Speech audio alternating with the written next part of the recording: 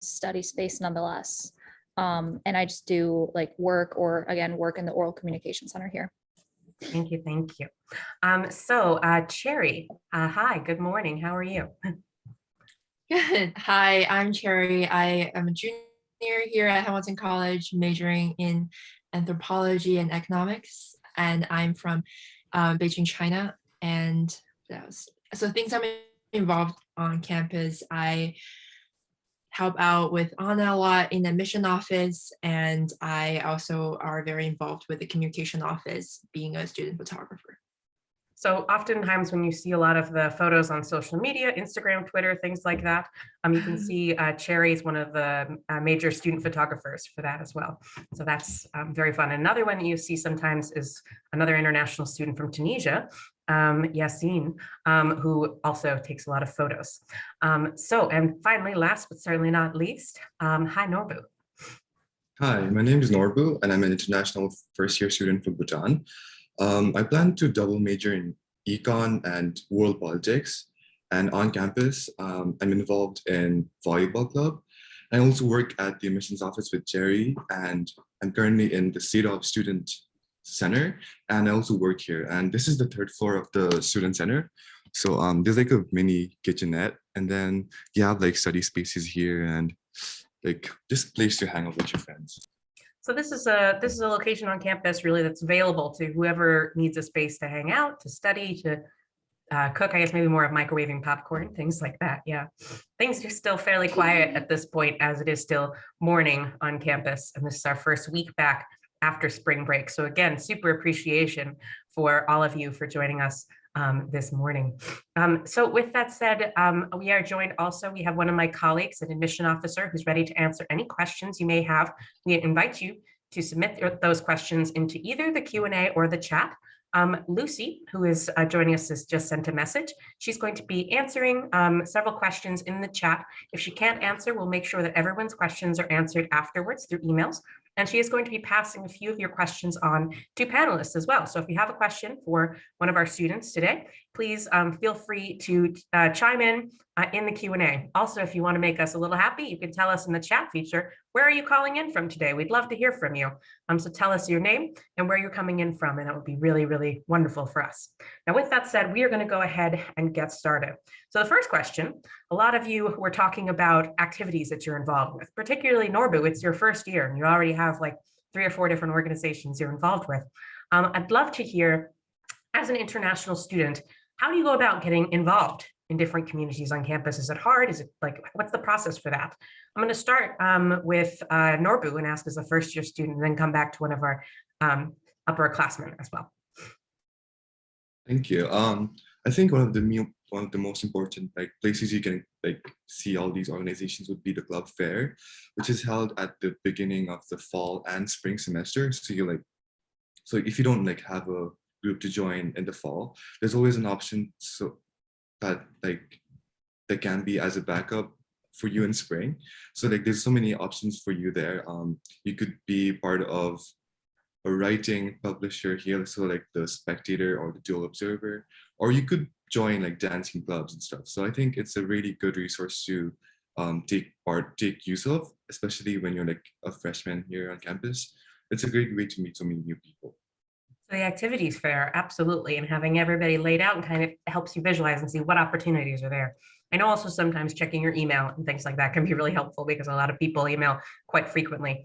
Kiara, I know you've also been involved with quite a lot of different activities, including at different phases and athletic programs and all of that. Can you talk to us about how your experience has been as an upperclassman when you think about student activities? Yeah, so when I came in, I actually came in as a golf recruit. So I came in playing golf. So during, golf season, that's what I would do most of the time. And then out of season, I was able to join a few clubs on campus. I was a member of Society of Physics Students, a member of Model UN as well for a short period of time. That's because COVID then kind of came in the way of things. But when I did, it was really fun. And mainly how I was able to go about it was just friends. Everyone that I met through orientation and on my floor and in my classes, everyone was like, hey, I'm going to go to this, the interest meeting for SPS. Do you want to come with me? And a lot of it was just going with your peers and with your friends and organizing in a way of like, wow, this club seems fun. I did run, and also just interest. So last year, I'm a avid runner as well. I love running. And last year, the running club sent out a big all campus email being like, train together for a half marathon. Oh, And I wow. was like, yes, I want to do that. And so I just joined, that because it was fun to do, to suffer in physical pain, but with other people. It was great. Like a half But marathon is pretty intense. yeah, it was Did so much. did It you was end up running so a much half fun. marathon? Oh yeah, no, we did. We ran a half marathon in an hour and 40, Ooh. an hour and 42. And it was so much fun because it was a beautiful day and we ran all around campus and we went down the hill. We finished in Clinton, which was just beautiful. And we celebrated with Utica coffee, which most Okay. students on the panel don't know what that is, but they will discover very soon. So they didn't make you run up the hill as part of the marathon, right? Half marathon. I absolutely refused to do that. I was gonna say. The only uphill was the first 2 miles. Everything else, I was like, I refuse. It'll be flat or down. So for everybody on the call today, you may or may not realize that Hamilton is located on a hill. So sometimes we say like on the hill, and it's a substantial hill. So I think running towards the end of your half marathon downhill probably is a great idea. Uphill, I've tried that one time in my life and I think it took about a year off. So quite challenging. Definitely running around campus is something that a lot of our students are involved with. We also have, of course, the Route Glen, which can be a great option. It's a area through, or actually, who can tell me what the Route Glen is? Describe the Route Glen to me. Cherry, you want to tell participants about the Route Glen? Yeah, so Route Glen is an area of lots of trees and beautiful bridges. We also have like rivers in between. It's just like a nature park, but very condensed nature park. And people usually, I know I have friends who like bike there, or sometimes like they go for a run. My favorite thing is to go for a walk there, sometimes after class, just to have some alone time or take a break. So yes, the Route Glen is one of the options that we have, really beautiful nature trails right on campus. And so running, absolutely. And also for people who are saying running sounds great, but not necessarily for me, we also have an outdoor leadership center on campus, which has the options for you to rent things like skis, even camping equipment, boating equipment, and all of that is free for students. And we do trips as well into the surrounding area. So getting involved with nature is definitely something that's enjoyable here. Okay, so we had a question in Q&A. Which actually relates to the next thing I wanted to talk about. And it says, as Hamilton is in a bit of a rural location, what are weekends like? And I wanted to talk a little bit about events on weekends, things like athletic events, music events, and all of that. I'm wondering if someone can talk about activities on campus and how things that are going on. Maroon, I'd love to pass to you this question. So usually during weekends, it depends. There are like a lot of things to do on campus, really. You could like hang out with your friends, or you could always watch out for the emails that are sent, because organizations plan things on weekends, like Fridays and Saturdays, stuff like bingo or karaoke nights, or like trivia or dances and stuff like that. So like there are stuff happening every weekend. And if you keep an eye out for the emails, you would know what's happening on each weekend. And there are also like concerts that happen quite frequently during the week and on the weekend for bigger performances. And the best way to get to do that is like either keep an eye out for emails or through your friends who tell you like, yeah, I'm going to this event, or like I'm going to this concert, and you just tag along. And so the athletic events that happen on campus are available for everyone to attend, of course, free of charge. So a lot of our students will get involved with those types of activities. We have one of our favorite activities that happens every year is called Citrus Bowl, for instance. So for those of you who are familiar with hockey, it's the first hockey game of the year, and the whole campus comes out for it. Does anybody know why it's called Citrus Bowl and wants to share that story? Does anyone? Jerry, can you tell us why it's called Citrus Bowl? Yes. So back in the days, we would throw citrus citrus fruits like oranges or clementine at the rink. But that was back in the days. Because of safety reasons, we don't do that anymore. Yeah. But we have this like beautiful tradition that is called Citrus Bowl. So maybe next time you can like sneak in an orange and see how it goes. I always encourage my tours to do that. Every time I give a tour, everyone always giggles. Yeah, it seems a little dangerous right there. So Citrus Bowl, it's an over 200-year tradition here at Hamilton. So it's the first hockey game of the year. And yes, back in the olden days, students used to throw pieces of orange at the opposing team. We're not allowed to do that anymore. They will actually check your pockets for oranges, which is why I'm saying Cherry is giving dangerous advice right now. You can bring apples in for sure, but they're going to check you for oranges or anything citrus, because again, according to like good sportsmanship and safety, we should not be throwing orange slices at the rink. Okay, so we have a question we wanted to talk about. I know a lot of students are interested in internship and research opportunities. Maroon, I know you just did a big research project. I believe this past summer, right? Mhm. Can you talk about how easy it is for students to get involved with internship and research opportunities at Hamilton? Yes. So for my research, I was like talking with one of my professors, and we were like bouncing off ideas. And then we talked about discrimination in real estate in Lebanon. And I'm like, is there any numbers on it?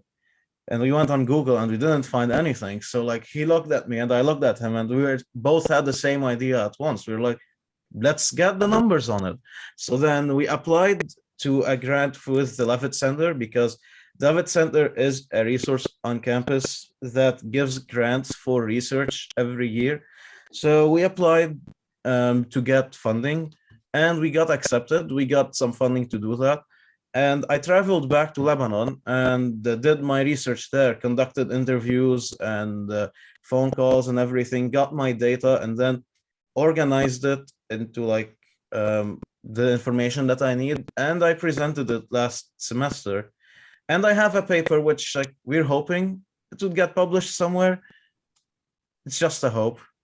But yeah, to do that, it is like once you talk to a professor about your research idea, or if a professor has a research idea, you could just ask them to get involved with it. And 9 times out of 10, they will say yes. And that's how easy it is to do research, really. So absolutely, research is a real focus, internships as well, depending on your academic area. And I know we have a new system in place. It started last year actually with Norbu's class for the first time, which was the Alex Advisor. Norbu, the Alex Advisor is a system at campus that focuses on encouraging students to do experiential learning, which is a way of talking about internships and research projects. I know you're probably quite early in that process since you are in your first year, but I'd be interested, how have your experiences been meeting with your Alex Advisor, and do you have plans for things you're hoping to do over your time here at Hamilton? Yeah, so the Alex Advisor makes sure that you just don't focus on the academic side of campus. So like you wouldn't be studying the whole time here, or like they plan to have you explore like so many options like which would be useful to you after graduation. I'm currently in the process of waiting to hear from the Levitt Summer Fellowship.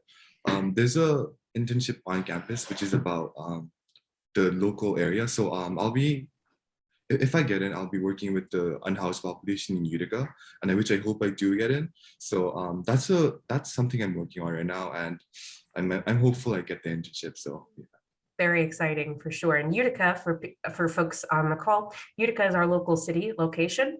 So while Hamilton is located in Clinton, Utica is about a 15-20 minute drive from campus. And we do also have a shuttle service that's available on campus. It's called the Jitney. The Jitney goes round trip and will take you into the local town of Clinton and New Hartford during the week. And then on weekends, it'll take you into Utica as well. So you're able to explore that region. Okay. So we have a lot of students who are interested in housing on campus, right? So a lot of our students on our call are envisioning what would their lives be like living on campus. And part of that is thinking about who am I going to live with and where am I going to live? So I'd love to talk a little bit about housing on campus. And we had this question in the chat as well. Cherry, can you talk to us a little bit about how is the housing process on campus, whether talking about res halls and also about meeting your roommates and all of that? What can you share with us? Yeah, so as the first year coming in, you're required to have a roommate. You can have from 1 to 3 roommates. So that means you can be in a double, a triple, or a quad. And then the way to find your roommates is so the Hamilton will send out a form for you to fill out. Say if you're like a messy person, you never get up in the morning, and then they'll match someone. I know they'll match someone with you who probably have similar habits. Where if you say, "Oh, so I know that in the basement of Dunham, which is one of our largest dorm on campus, which is in the center, they have like outdoor hall. So if you're really into outdoor stuff, you can be in that hallway. So you'd be sharing space with people who have similar interests with you, which is also a great way to make friends. And then Hamilton doesn't really use like a digital system to sort you with roommates. We actually have a human being who will look at every single forms to match you up. So I was lucky enough, I'm still really close friends with my first year roommate. And then after that, you enter a housing lottery, and there's different styles of houses you can choose. You can have your own loft. For example, I am in a suite right now. I'm sharing a kitchen with 6 other people, and I have my own single, but I can also interact with my roommates, my suite mates all the time, just like stepping outside my room. And because we don't have Greek life houses on campus, that means the previous Greek life houses are transformed to like dorms. That means there's like bigger rooms, like different kind of structure for rooms instead of just like dorm rooms that you probably would imagine. And lots of different options for sure. So with all of those individual houses, I think I always lose track of the number of residence halls on campus, but I think it's 28 different options. So one of the important things to note about that is for first year students, there's 5 specific residence halls that are individually for first year students. So for your first year, you're going to be surrounded by other people living on your floor as well, who are going to be also first year students. It helps to build the community a little bit. And then for continuing on years, as Cherry said, it's a housing lottery system. So you'll be able to choose between different options depending on where your number is drawn in the lottery. So hopefully, Can I add a little something? Yeah, I just want to add a little something that aside from also when you get to choose, when you become an upperclassman and you enter the housing lottery, there's also multiple options in terms of the type of housing, such as just substance free or not. So if you're someone who, for example, wants to live in a little quieter dorm, or, you don't want to be, surrounded by a lot of noise and people who are also kind of have those same interests, there is substance free options where you can just go with their own specific housing lottery. So there's very specific dorms with rules in terms of what you can have inside in terms of like alcohol. And so if that's something for example, did substance free like the 2 years that I did the lottery, basically. So my sophomore and junior year, I did substance free. The first year, my sophomore year, I was on dark side, which is what Kirkland used to be. And my third year, I was on light side, which is what the old Hamilton, or, closer to like Science Center is. And this year I decided to go to a normal route of the regular lottery. And I'm actually in a suite as well, just like Cherry. I think we're actually in the same building. I'm upstairs. We're neighbors. Yeah. So light side, dark side. If I may add. Maroon, tell us what's light side, what's dark side. We forgot about gray side. Everybody always forgets about gray side.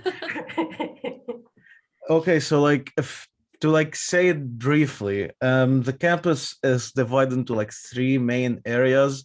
We've got dark side, which is what used to be Kirkland College.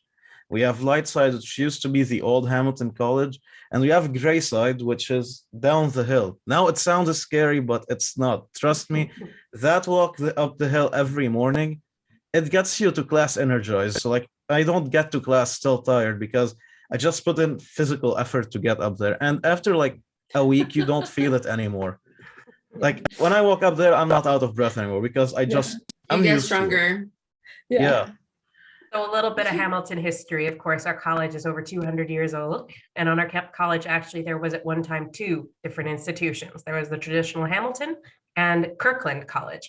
The two merged and have become Hamilton College as we see it today. but kind of talking about sides of the campus. Dark side is what used to be Kirkland. Light side is what used to be Hamilton. And a lot of people online are like, oh, what's the difference? Are there rivalries? And there's kind of like jokes across campus, you know, this is a dark side thing, a light side thing. And then Maroon, who's very confident that there's definitely a gray side. There is a gray side. I live in it. I've been in here for 3 years and I'm going to keep on staying in here till I graduate. Okay, for sure. So the reality is you're going to likely take classes on both sides of campus. You may live in both sides of campus, but it's just kind of a fun thing about how we talk about walking around campus. Now, with that said, I know we had some questions. We gave students the opportunity to submit questions in advance. And one of the things that several people wanted to know about, understandably, is COVID-19 and how the college has responded in terms of keeping students safe throughout this pandemic we've all been experiencing. Now, this is a very understandable thing to be concerned about, and things change basically on a daily basis, unfortunately. But each of you has had the experience of being an international student at Hamilton during the COVID-19 pandemic. And I'd love to hear a little bit about your experiences. How have things been? What have been some of the highlight policies? Do you feel that Hamilton has been supporting it through the pandemic? Kiara, why don't we start with you? So yeah, so the first year, which was, fall of 2020. So during the spring of 2020, right when spring break hit, we all had to go home. Obviously, a lot of international students couldn't go home. So what a lot of them ended up doing is they either were able to stay with friends. A lot of, I, for example, was able to stay with a friend, and he allowed me to stay at his house until I could go home. But a lot of other students were allowed to stay on campus. So Hamilton College actually allowed the international students who could not go home because their cities or countries were literally shut down, stay on campus. And, they were able to stay. I think some people were able to stay during the entire summer, literally until classes started again in the fall. During the fall semester, there were a lot of different protocols, including mask mandates as well as COVID testing. So during the fall and most of spring, we had to test 3 times a week. I think maybe it was all of the spring semester testing 3 times a week, but we would take PCR tests 3 times a week to ensure that if there was a positive COVID test, we would immediately catch it, and those students would be put into quarantine. So the student that tested positive would be put into quarantine in a local hotel that Hamilton kind of reserved for these situations. And at that time, when no one was vaccinated, they would contact also all of their close contacts. So they would kind of track, be like, okay, who did you talk to recently? Who did you spend time with? We're going to contact them and also put them in quarantine just in case. There were a lot of classes were kind of mixed. So there were classes that what they would do is they would split the class into 2 groups. One of them would be in person and the other would be on Zoom, and then switch around so that we could maintain social distancing in the classes. This semester and even last semester, because the situation, we were all vaccinated, and then we were able to get boosted and whatnot. That was actually a requirement that Hamilton imposed, is to be vaccinated, and when the booster became available, get boosted. But because that was now, in effect, and every single student and faculty was vaccinated, a lot of the restrictions were kind of eased a little bit. So for example, we still had to wear masks, but we were able to have maybe a few more people in classrooms, or we weren't restricted to only having 10 people in a room. We could now have maybe 15, things like that. And now we are testing, I believe we actually have to get COVID tested today. This would be the 2nd test this week. So also for my peers, remember, we have to get COVID tested today. But now we do get COVID tested at least once a week. There's a 2nd test that's optional, but obviously highly recommended, and most students do take it just for safety. And it's really just all on campus, right? And the college was able to put vaccine clinics on campus as well. So you were able to get all of that taken care of here. We also were able to support, so the positive thing is that we were able to stay in person with the exception of that first half of the semester in March 2020. And since then we have been able to be in person. And all of our class of 2025, so Norbu's class, was all able to arrive, and the college was able to help support those students who did not have access to vaccines in getting vaccinated as well. We also are recognizing WHO recognized vaccines. So if you have a vaccine, but it's not one of the US ones, but it is WHO recognized, the college will recognize that as well. But definitely something that's important to take into consideration. Safety is something that we've really very much focused on throughout the pandemic: safety, but also keeping that community going and that in-person instruction and classroom and all these organizations that we've been talking about, which are just honestly very hard to do in a virtual format. So if you have other questions about that, please do let us know. But I'd like to pivot a little bit to arriving to campus, right? So we had somebody asking in the chat, we had questions ahead of time as well. What are crucial things that students should bring when coming to campus? And is there something that you have forgotten that was important? Things like that when you arrived. I'm going to pass this question to Norbu as the most recent person who started here. What was a crucial thing to bring, and how was that experience like? So my arrival on campus was a bit chaotic. The flights were very limited, so so my flights from Bhutan and the international connecting flights all had to like match up in the same duration, and I didn't want to wait over 24 hours in a single like airport, so my timing had to be really crucial. But I think regarding your documents, you need to bring your passport, your I-20, and I think those are the most important things you need to get into the US in the first place. But like after you're into the US, I think I would recommend bringing your citizenship identity card. I didn't bring mine because I thought my passport would be enough. But I think like if your passport is something you want to keep in your drawer, like something Yeah, safe. you don't want to carry that around. So like you could bring like an identification from back home, especially because I don't know how to drive properly yet, so I can't take like a driver's license test. So like some form of ID would be like helpful. How about like a pillow? Did you bring a pillow with your like all of your clothes, like sheets? What type of practical things for your residence hall did you bring? I was very lucky because I had an aunt here. So my dad contacted her and she bought me the sheets and the pillows and like all the little stuff I needed before arriving to campus. So yeah, I just took those from her and like arrived on campus. And I know Kiara, you wanted to add something probably about the ICA group. Yeah. Yeah, I'm actually going to add two things to it. The first one is if you don't have, for example, in Norbu, have someone who can give you sheets. How I did it, for example, I didn't bring any sheets, I didn't bring any pillows or anything, but I went to our campus market. They have really nice packages with everything, and those can be delivered to campus. And mine was delivered to campus, and I was able to go get it the day I got my key. So when I arrived, I had this really nice big package with sheets, towels, pillows, a comforter, and a few extra things, some storage containers as well, so that if you don't have it, you do not worry about packing sheets or anything like that. There's these really convenient packages. Something else that a lot of you may not have is nice winter clothing. Here it does get to, I don't know what, I work in Celsius. I've always worked in Celsius, but I'll try and use both. So it gets to approximately sometimes -25 Celsius or about like 10 Fahrenheit. No, that's less. -20 Less? Celsius. It's not -25 -25. It's like -10 maybe.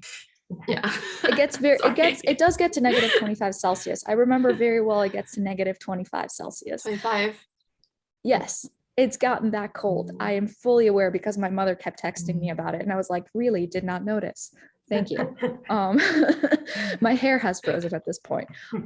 But a lot of students, obviously, if they come from much warmer weather and things like that, may come without a jacket or don't have the ability to get a good winter jacket. So for the last few years, what ICA has been able to organize through the Dean of International Students and things like that is actually a little trip to Syracuse. Syracuse is like the biggest city nearby. It's about a 50-minute drive, and it has this huge mall that sells everything you could possibly imagine. Like literally think of something and you could go to Syracuse Destiny Mall and find it.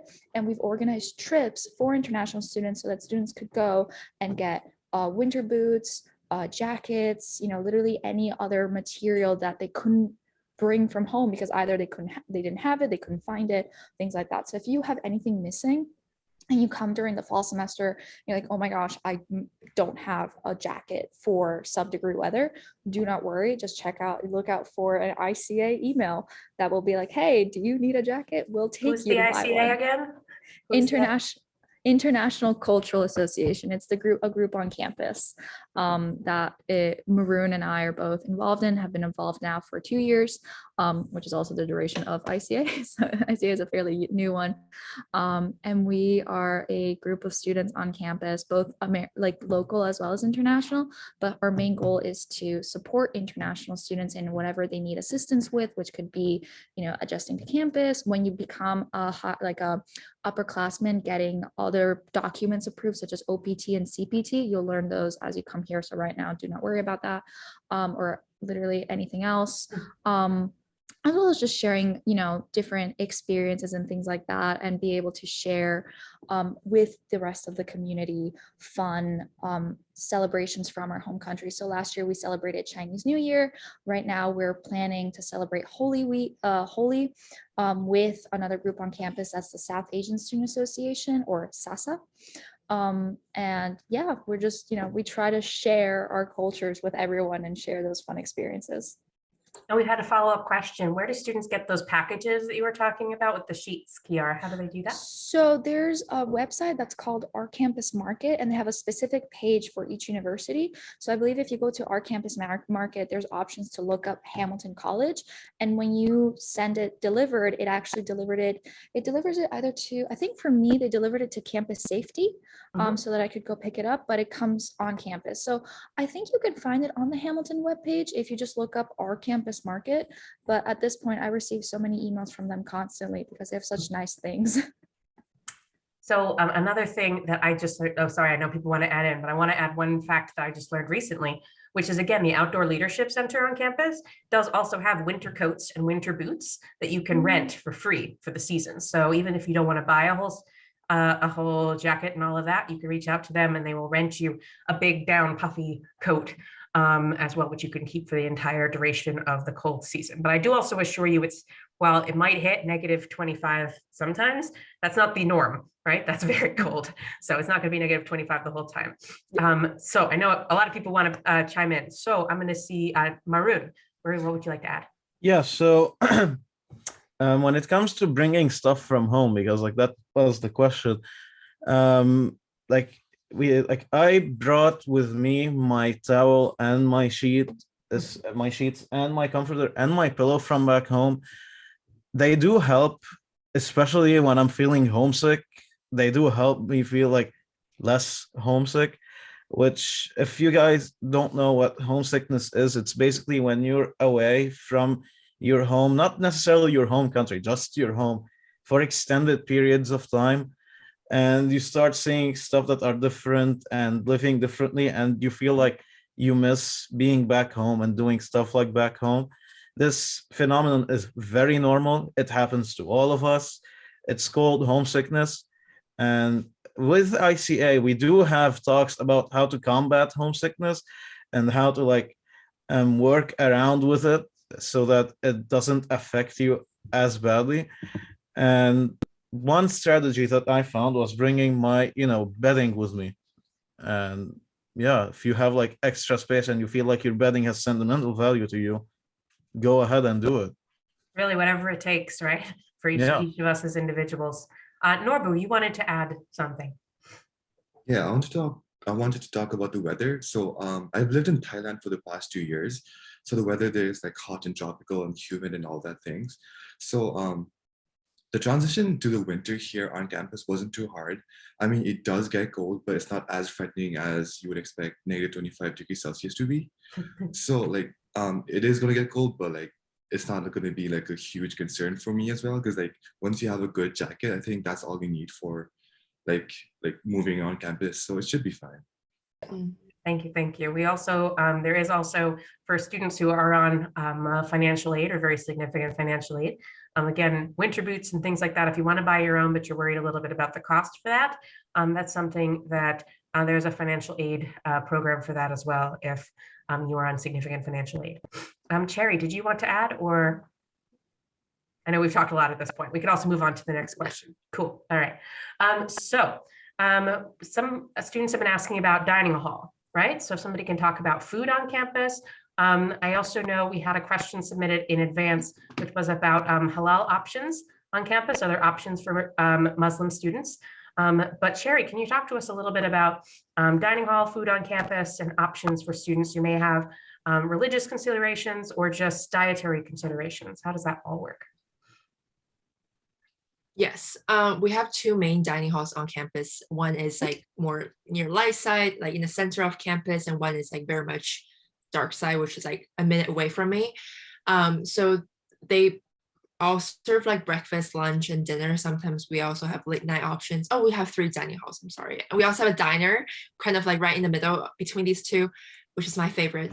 My favorite too. But my favorite food, fried French fries. And then basically for the dark side one, it has more vegetarian options, or all of the dining halls has gluten-free options if you have any allergies. And what's nice about the accommodations here is you could actually talk to our food provider, which is Bon Appetit. And then if you have, for example, my roommates, they have like food allergies, so they can talk to them and to opt out from the food plan. So for first year, you come in, you have to have a limited swipe meal plan, and then as you move up, you can move on to the 14th. That means 2 swipes per day. And then for diner, you can also use all of the meal plan swipes as well. Diner has late night, so on the weekend you can go in there at 2 a.m. to get your burger or BLTs. And yeah, so I would definitely say that the dining hall options are pretty expensive. And we have also a global station in the dark side dining hall, and then we also have like ongoing sushi in diner as well. And so one of the nice things also that's possible, talking about homesickness, something that Maroon was talking about a moment ago as well, oftentimes this connects with ideas of food, right? So if we eat food that's similar to what we've been raised with, it can really help sometimes with that. And there's a program where if you can get a recipe written out on a card, you can actually give it to the Hamilton Dining Center, and they will make it at least one time during the semester. So you can eat that same, I'm not going to promise it's going to be the same as when your grandma makes it, but they'll make an option that you can share with your friends. Maroon, you want to share? Yeah, I want to add something that Utica, which is like the city nearby, that is like 15 minutes away, has a huge immigrant and refugee population from all around the world. And there are a lot of authentic restaurants in there. So like whatever your culture is, you can find either exactly what is or something really close to it.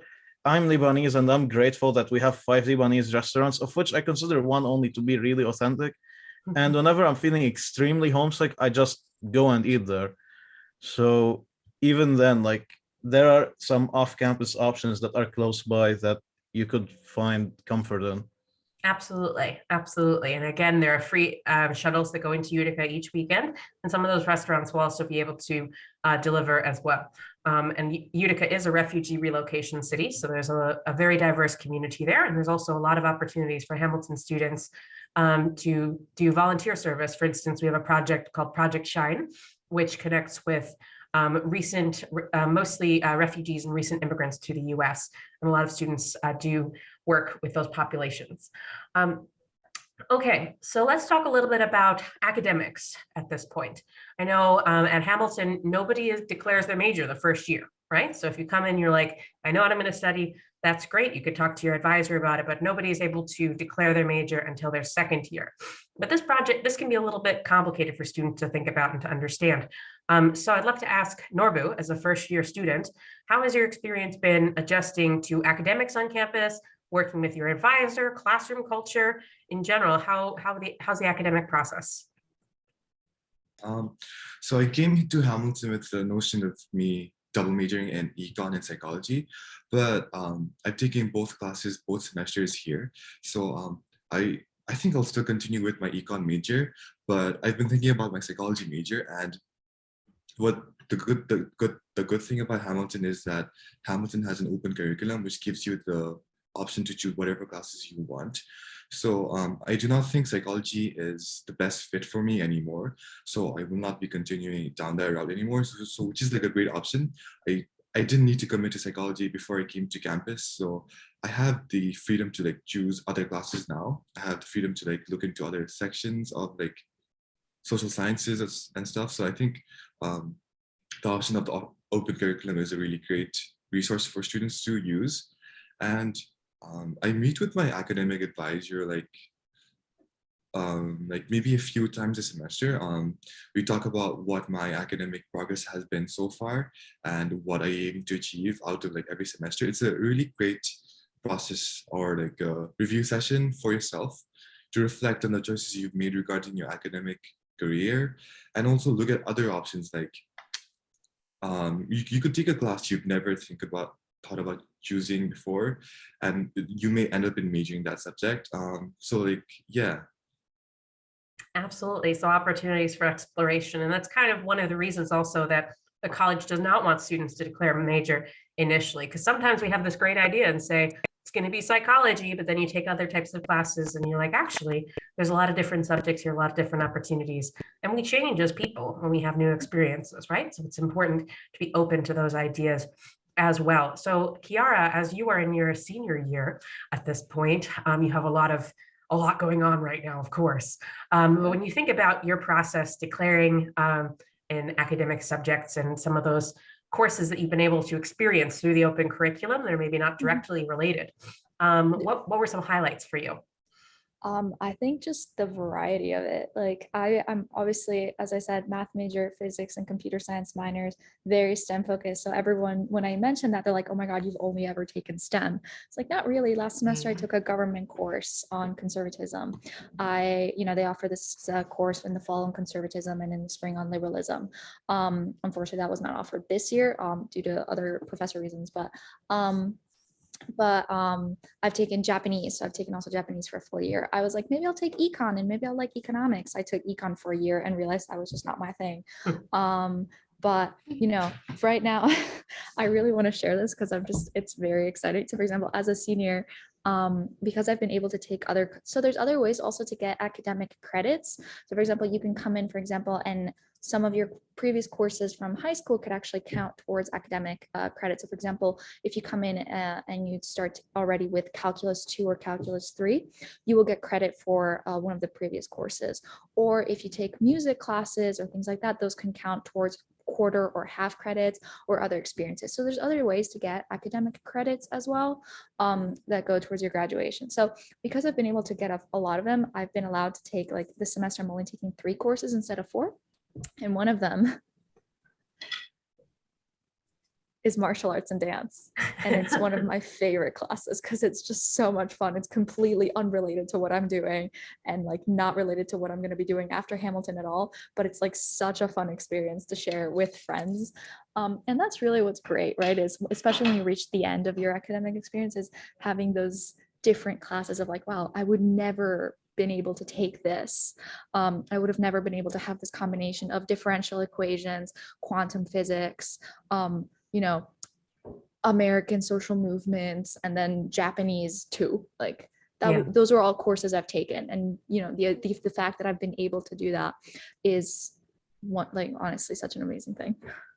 I know I've talked with a few students who say, I'm going to set up a plan for me. I'm going to take at least one class in my major each semester, and then maybe one in my minor. And then I'm going to take at least one that's going to be totally random, something I'm just interested in. And the great thing is you have your academic advisor, as Norbu said, you're going to be meeting fairly frequently with your academic advisor, who's going to make sure that you're working towards all of the goals you have, and also that you're taking the opportunity to expand, because this is one of the times in your life where you have so many opportunities to take different classes and to do internship and research projects and get involved with organizations. So it really has to do with then managing your time and saying, where do I want to focus and how do I want specifically to grow as well. So I know one of the things that can cause some anxiety at times is the fact for a lot of our students, not all of our students, international students, English will be a second language, right? So students will be multilingual, which definitely impacts the way classes are and all of that. And Hamilton, we talk a lot about the fact that we are very big into writing and communication here, right? Which is a really great feature, but can be very stressful if you're thinking, okay, I'm doing writing and communication in my second or even my third language. So I'm interested in the experience of being a multilingual language speaker in this type of environment. Cherry, I'm going to pass it off to you because I also know that you actually had a recent achievement in speaking, particularly. So I'd love if you could talk about that, but also, but also talk about how your experience has been as a non-native English speaker in a school that talks all the time, communication, communication, writing, writing. Yeah, definitely. I think we really do have like really great support here. For example, like Kira works in the oral communication center.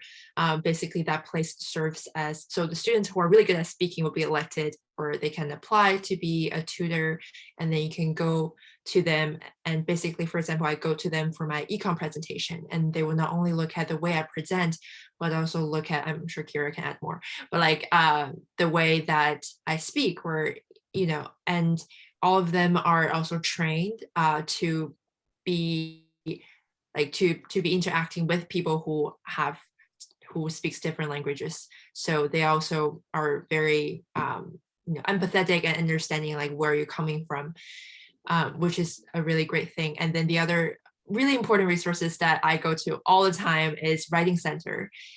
Basically, so we have students who are really like the best writers on campus, and they are there to help you with your writing. And not only during your writing process, they can also like brainstorm with you.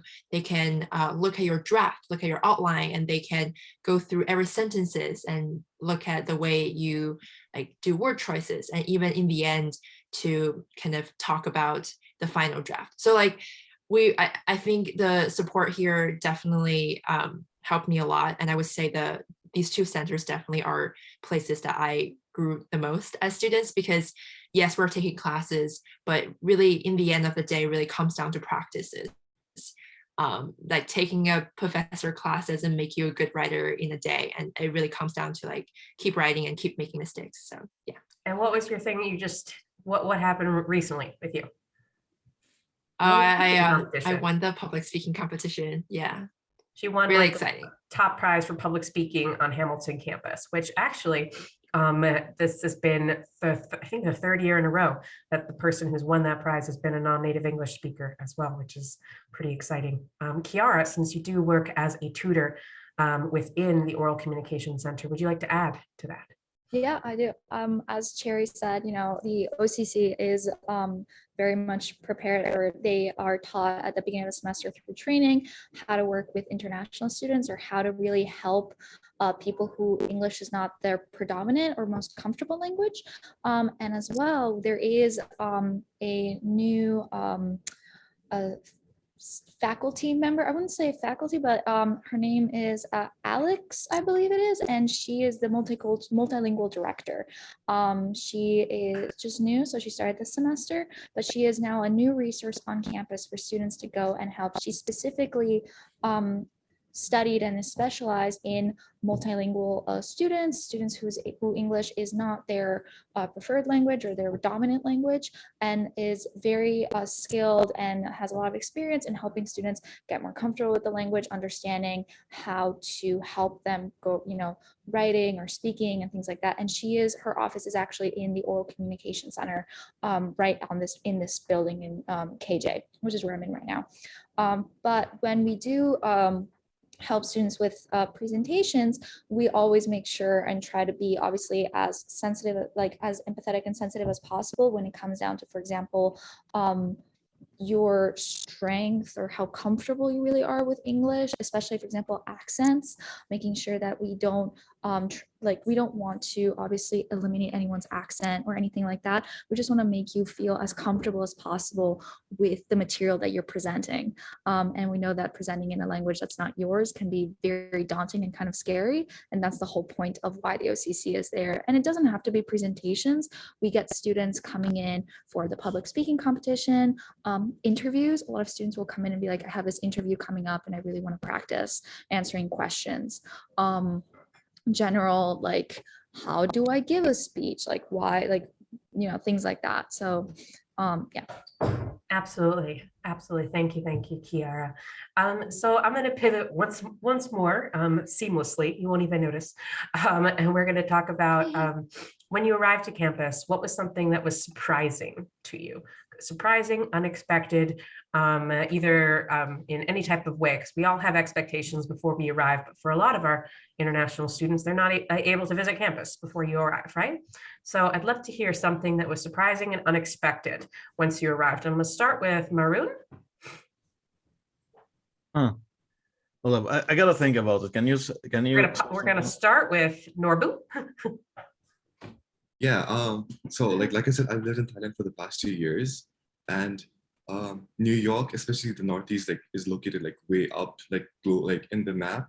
So I was expecting the summer here to be like cooler, but it was actually hot and humid. So I was like, wow, this is not too different from what I've experienced the past 2 years. So yeah, that was one of the most surprising things on campus. Yeah, we talk a lot about the snow, but the summers are pretty warm here as well, right? Yeah, absolutely.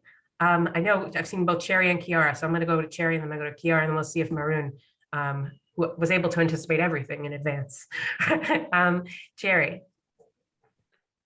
Yeah, I arrived at a different time than like everyone else. So the dean of international students actually went to pick me up alone, and I thought that was super nice and surprising to have someone who is like literally a staff member from like a administrator in Hamilton to pick me up alone.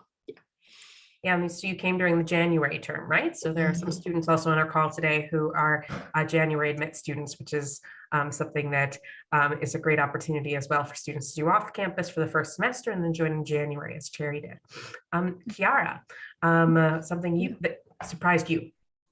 One of the things that surprised me, honestly, was a relationship built with professors very quickly. I studied in an Italian education system, which is very, very rigorous and very, very strict, to say the least. In high school and middle school, we call our teachers professors. We have to stand up whenever they walk into the room. There's very, very specific rules in terms of what type of material we can even use to write. Like, we can't use pencils, we can only use pens. It's a very, very strict. And so coming here, I remember one of the first times in class, I stood up because it was just a force of habit. And then everyone, realized, no, that's not the situation. And you get really comfortable with professors. I've had professors drive me to the airport because they know that it can get, it can be more challenging for international students to move to and from. I've had professors invite me over to the house. Professors now here go by their first name sometimes. Like, I know a lot of my physics professors, they're not Professor, Major, it's Seth, or, it's a much more not intense, but deep connection, let's say, that you build with professors, which was something that coming into college, I always expected, it's higher level and, it's going to be a lot more professional, but that wasn't necessarily the case. And it was a really great thing to notice. Thank you. And Maroon, coming back to you. Yeah, like just jumping on that, like for me, now when I think about it, it was like the fact that there are office hours, which I didn't think that would be a thing. And then I realized that these are a thing and that students use them. And now for each of my classes, I just go to all office hours to like make sure that I understand everything and I'm doing my homework right and whatever. So like, I encourage you people to go to office hours when you get here because they are lifesavers. Don't be ashamed. Like, there is no shame in going to office hours and asking for help because it will literally be a lifesaver. And the difference between you understanding the material and loving the class and enjoying it and basically failing. So what's an office hour? So office hours are basically when you're taking a class with a professor. The professor will tell you that on these days from like 2 to 4, I will be in my office and my door is open.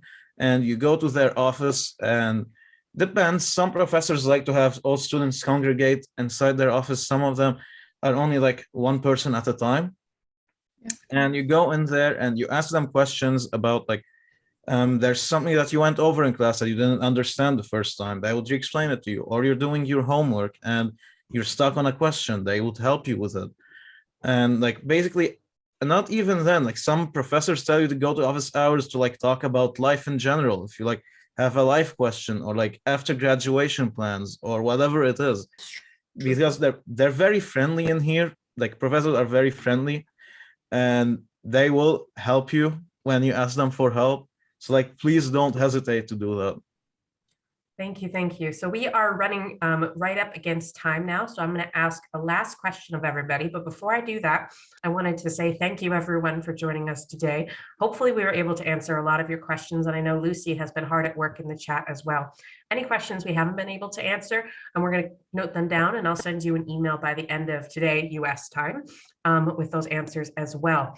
But with that said, my last question I want to ask everyone, of course, people on this call, some of our students have already committed to Hamilton, and some are still considering whether Hamilton is the place for them. They may be considering multiple different options.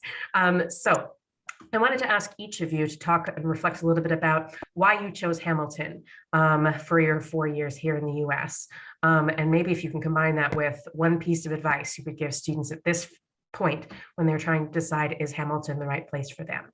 I'm going to start with Cherry. That's okay. Yeah. So I actually ED'd here. And I think the reason I chose Hamilton, besides the fact that everyone, like we have great people, is really the resources that we have here. Like we mentioned, like research opportunities, it is so rare for an undergrad like school to pay you $4,000 to do your undergrad research, and sometimes we get published. Like the chances of doing that is just like, it's just hard to even imagine in the big universities.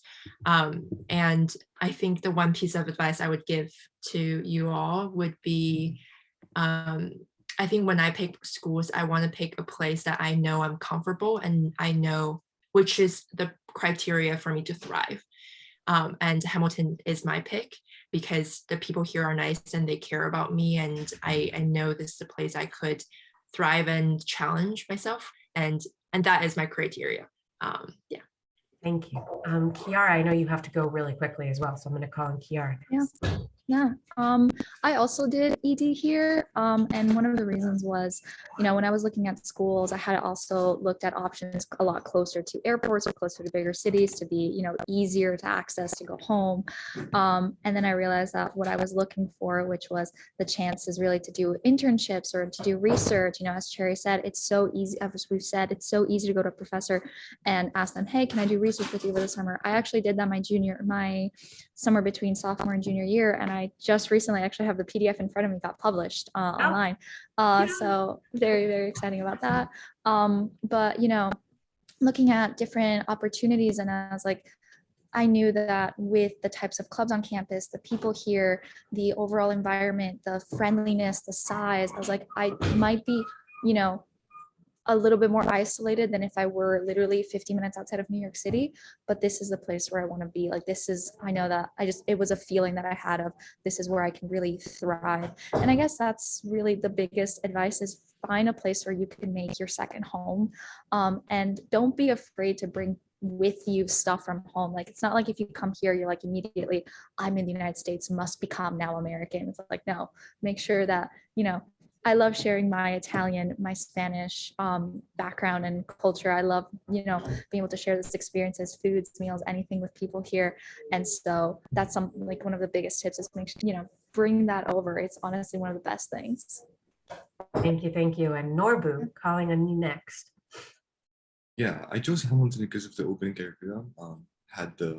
Had my own choice of like choosing whatever courses I needed. And a major factor which made me ED to Hamilton, like Kiara and Jerry, was the fact that we had like small classes. I didn't want to be in a university where I was in a lecture hall with over 200 students. I like my classes here with over like 16, 20, maybe 30 in a bigger class. So that was one of the most major factors in choosing Hamilton. And I think my advice would be to like know yourself, which is the motto, like know thyself. I think knowing yourself and like what you want, like what you expect from a university, I think that would be a big factor in like choosing Hamilton, or it's like choosing your place for higher education. Absolutely. For each person, it's about what's going to be important to them when selecting a place and how are they going to adjust. And last but not least, Maroon. Yeah, I feel like we all ED'd here then. This was not planned. I promise there are regular students in the class. There are. Not planned.